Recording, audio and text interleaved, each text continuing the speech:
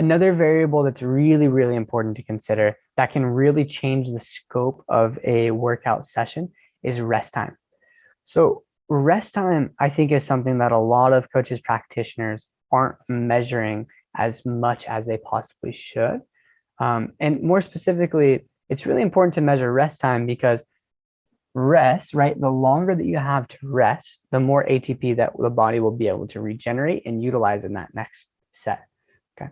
So with that, yes, that can be important if you want to improve someone's overall quality. For example, if you really want to improve someone's vertical jump, you probably should not have them doing really, really short rest type loads or short rest intervals with high loads because they're not going to be able to jump as high as they possibly can by the time that they're redoing that next exercise or that next set. So you want to have a long work to rest ratio there to allow them to fully perform.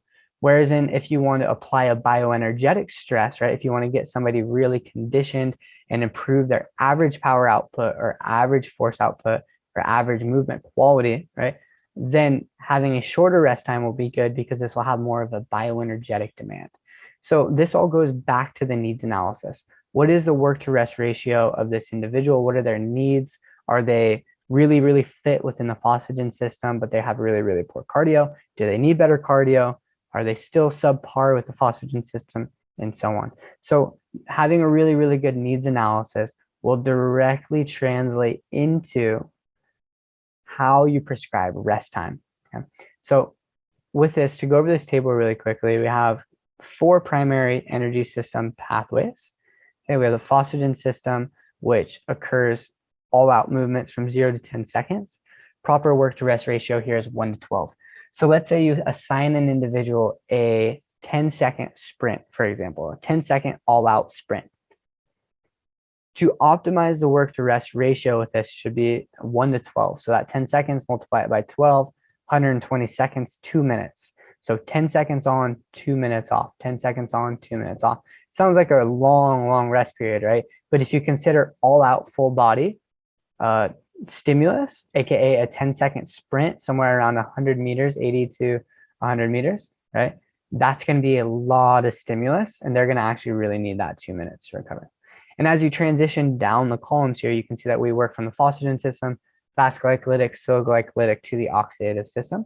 And again, the work to rest ratios kind of decrease with that load and intensity specifically. So phosphagen system bout would be most intense. Oxidative system bout would be least intense. So it takes more time to recover from a phosphagen bout, right, than it would to recover from a oxidative bout if they were the same duration.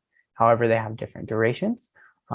But all in all, to make sure that you get the primary takeaway here is that based on how long you're prescribing exercises, right, there are optimal work to rest ratio zones. And this is specific to improving somebody's performance, right? Not necessarily their energetic capacity. So for example, something like Tabata, 20 seconds on, 10 seconds off, right? That does not fit into this work to rest ratio column here from the NSCA.